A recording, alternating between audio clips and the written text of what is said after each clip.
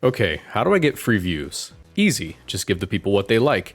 Hey internet people, look, EEVEELUTIONs!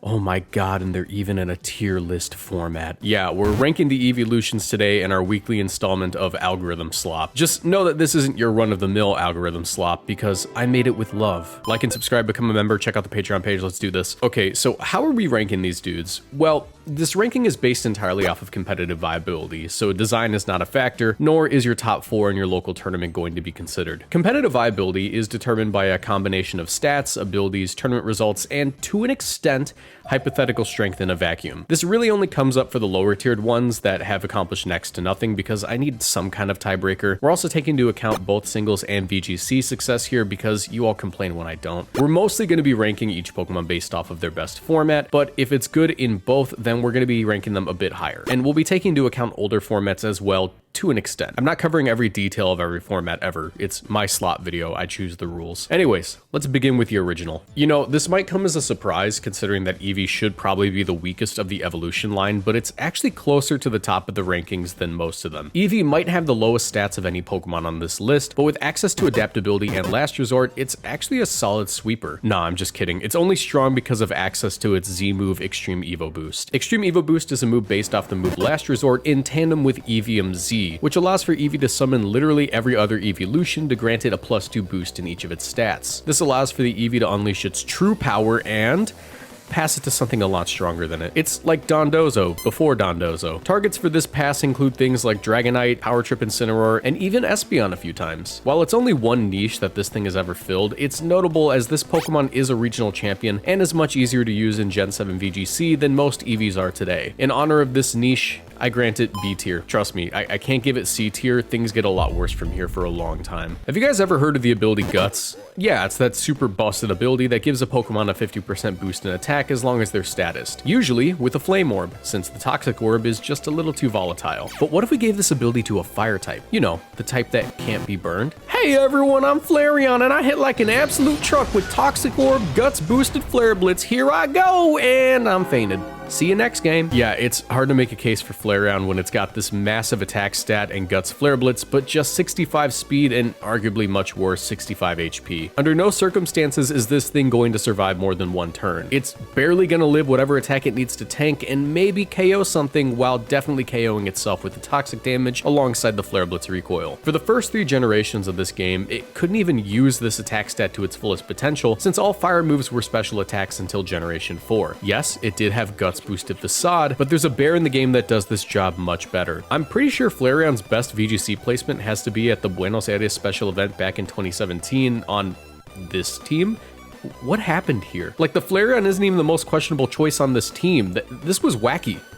Is that a Sea King? Anyways, it's hard to justify anything but putting Flareon at the bottom of D tier. Jolteon is kind of interesting because it's probably the biggest jump from singles and doubles viability. In doubles, it doesn't really accomplish anything that any other electric type can't do better, but its stats are really quite solid. 130 base speed puts it up there with many of the modern Pokemon, but it just doesn't have the damage output to back it up. Electroweb speed control is quite good though. Meanwhile, in singles, Jolteon is a pretty solid Pokemon. That high speed stat allows for Jolteon to easily switch out of tough situations before having to eat a hit, and its special attack is high enough for a choice spec set to let Thunderbolt hit fairly hard. Here's its major issue though. Jolteon has very little coverage options, to the point of it basically just being a worse Regieleki. Jolteon at one point had access to both Signal Beam and Shadow Ball, however in Generation 9 it did lose access to Signal Beam. This isn't to say it's the absolute worst of the worst though. It's still pretty usable in lower tiers, but it just doesn't carry its weight like the other EEVEELUTIONs do. It was a Baton Pass user in Generation 3, but by no means was it carrying the team. A prime example of a C tier Pokemon if there ever was one. The freak is going for the comments section, someone stop him! Vaporeon, like many other EEVEELUTIONs, is basically just a worse version of an existing Pokemon. In this case, it's Suicune Light. Vaporeon in doubles has some results, but none in recent memory, and at no point was it the star of a format, as Pokemon like Milotic and Suicune were consistently being picked over it. That being said, in singles, it is a pretty decent Pokemon. It was at one point one of the more annoying toxic stallers in the game with its great bulk and access to Wish Protect stalling. This also made it a pretty decent cleric by passing passing the wish to its partners and healing them for 50% of Vaporeon's incredible base 130 HP stat. Heal Bell even allowed for it to remove statuses from its partner Pokemon. It used to have access to really crazy moves like Acid Armor to further boost its special defense, and with access to Scald, it could have burned physical attackers. It was just a really frustrating Pokemon to break. It can even stop setup by clicking Haze, resetting everything back to normal. It's not a bad Pokemon at all, and there's a case for it being B tier just below Eevee. However, I started a fight in a Discord call with friends where we discussed these rankings, and as petty payback, it's gonna go in Vaporeon tier, just below everything else. This channel is partnered with Gamersubs. If you want to support my work and get great tasting drinks,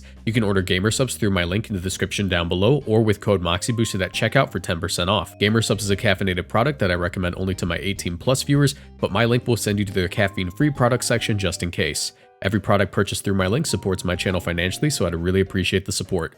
Now back to the video. In Generation 2, we got access to 2 brand new EEVEELUTIONs in Umbreon and Espeon. Both of these Pokemon are significantly stronger than any of the Gen 1 EEVEELUTIONs, but the gap in power between the Gen 2 EEVEELUTIONs is much greater than the gap in power between them and the Gen 1 EEVEELUTIONs. Starting with Umbreon, we have a pure Dark type, which immediately comes with a ton of benefits. Stab on Foul Play, Prankster immunity, and a Psychic immunity being the big 3. Dark is also just a pretty solid defensive typing, which when you pair it with this thing's bulk is actually pretty crazy. In many generations, Umbreon was not only an effective Cleric and Wish Passer, but a great Toxic Staller with access to Moonlight and Wish Recovery. Foul Play effectively made it a threat to any strong physical attacker, as this move uses the target's attack stat against it. But that's only half the story. Umbreon also has historically been quite a strong pick in restricted VGC formats. Umbreon has a niche in these formats as sort of a Gastrodon tier pick. When it's used very intentionally, and by no means is it a splashable Pokemon. Umbreon's ability Inner Focus prevents it from being flinched, making it very easy to throw out taunts to stop Trick Room and yawns to sleep the opposing Pokemon or force them to switch out. Its incredible bulk alongside Snarl spam means it can stop special attackers like Calyrex Shadow Rider and Kyogre from running away with the game by lowering their special attack stat and chipping away at their health. Access to Moonlight in the format filled with Sun teams is also quite strong, and of course, Stab Foul Play prevents physical attackers like Groudon and Calyrex Ice from running away with the game. Umbreon's long and consistent level of viability lands it very cleanly in A tier. Espeon, on the other hand, is by no means a bad Pokemon, but it doesn't have nearly the same level of success as its Gen 2 sibling. That being said, it's still a pretty solid Pokemon in singles. Its high special attack stat along with its base 110 speed means it's able to outrun the vast majority of Pokemon and hit them pretty hard, but its biggest claim to fame is its hidden ability Magic Bounce. This ability will bounce back all non-damaging attacks back to the user. This means no Stealth Rocks, no Taunt, no Toxic, and no Roar. This makes setup sets for Espeon especially strong, as there's no way to stop the setup other than knocking out the Pokemon, or maybe using like Dragon Tail or Roar of Time. Very specific counters, but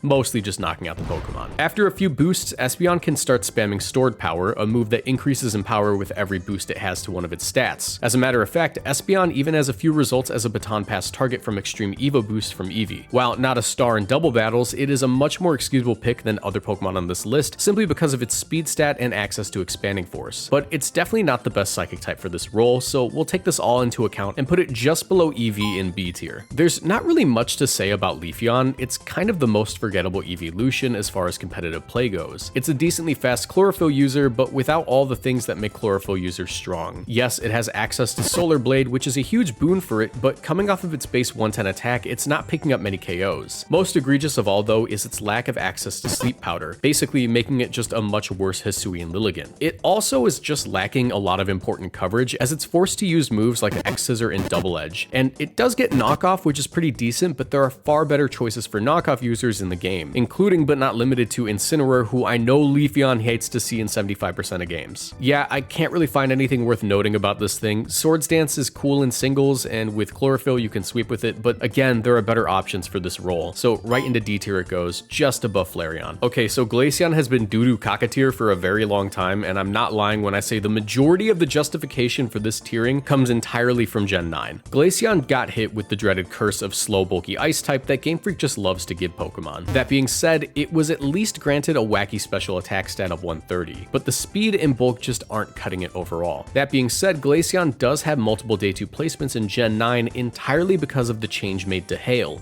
or rather, Snow. As of Gen 9, Hail has been replaced with Snow, which causes all ice types to have a 50% boost in their physical defense stat and makes it so Blizzard can't miss. Alongside this huge buff, Glaceon has the ability Snow Cloak, which grants it a 25% increase in its evasiveness. This causes threatening moves like Close Combat and Flare Blitz to occasionally miss Glaceon, and when you pair it with Choice Specs Terra Ice Blizzard, you put your opponent in RNG prison. Not only do they have to hope to not get frozen each turn, but they take massive damage and have a decent chance of missing a game-changing attack. This is the sole reason I feel justified in placing Glaceon at the top of C tier. Behold, Sylveon, the only S tier on this list. Why? I mean, it's already got the best typing. Fairy is objectively the current strongest type, right? Well, alongside that, Sylveon has great bulk, access to Calm Mind, and of course, Pixelate, the ability that has single-handedly carried Sylveon since it was created. Look, turning all normal moves into Fairy type attacks is good enough, but the 1.2 times boost on top of that is just crazy. And this used to be a 1.3 times boost, by the way. They had to nerf it. This means that Sylveon is able to throw out 108 base power Fairy type Hyper Voices to hit both opponents, and the occasional stray 180 base power Hyper Beam. All that is before the stab boost, by the way. Sylveon has been a threat in both singles and VGC during its career, with it being on a wide variety of successful teams. While it's not currently one of the greatest fairies in the game, this is entirely due to it being boxed out by other fairies slowly being introduced into the games. That being said, it's still pretty up there and a very solid pick in the early regulations of Pokemon Scarlet and Violet VGC's circuit. And like all other Eevees with good bulk, it is a solid cleric in singles. Straight into S tier it goes. Wee woo, surprise entrant at the last second.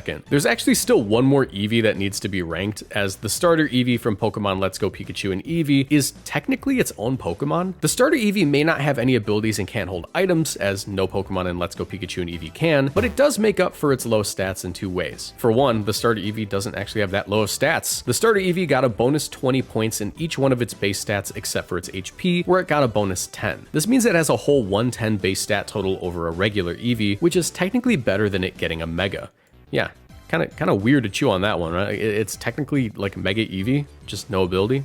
Weird. The other way it was buffed was with its exclusive moves that would be broken on just about any other Pokemon. These include Buzzy Buzz, a 90 base power electric move that always paralyzes, Sizzly Slide, a 90 base power fire move that always burns, Batty Bad, a 90 base power dark move that sets up Reflect, Glitzy Glow, a 90 base power psychic type move that sets up Light Screen, and Sparkly Swirl, a 90 base power fairy move that heals all the party members of their status conditions. Wow, we should really put these in the new game so Smeargle can use it, right?